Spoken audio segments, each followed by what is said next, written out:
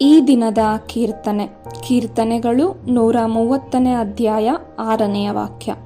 ಸೂರ್ಯೋದಯಕ್ಕಾಗಿ ಕಾವಲುಗಾರ ಕಾದಿರುವುದಕ್ಕಿಂತ, ಆತುರದಿಂದ ಬೆಳಗಾಗುವುದನ್ನು ಎದುರು ನೋಡುವುದಕ್ಕಿಂತ ಅತಿಯಾಗಿ ಪ್ರಭುವನ್ನು ನಿರೀಕ್ಷಿಸುತ್ತಿದೆ ಎನ್ನ ಮನ ನಿರುತ.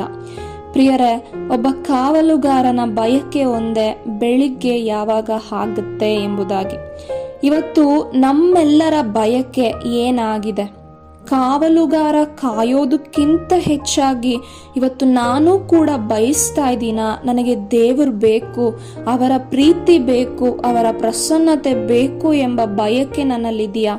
ಅಥವಾ ಇವತ್ತು ನನ್ನ ಆಸೆ ಬಯಕೆಗಳು ಈ ಲೌಕಿಕವಾದವುಗಳು ಮಾತ್ರ ಆಗಿವೆಯಾ? ಯೋಚಿಸೋಣ ಪ್ರಿಯರೇ, ಯೋಚಿಸೋಣ. ಯಾಕೆಂದ್ರೆ ದೇವರ ವಚನ ಹೇಳುತ್ತೆ, ನಮ್ಮೆಲ್ಲರಿಗಾಗಿ ಯೇಸು ಪ್ರಭು ಕಾದು ನಮ್ಮನ್ನು ಅವರ ಕರುಣೆಯಿಂದ ತುಂಬಿಸಲು ಎದ್ದು ನಿಂತಿದ್ದಾರೆ.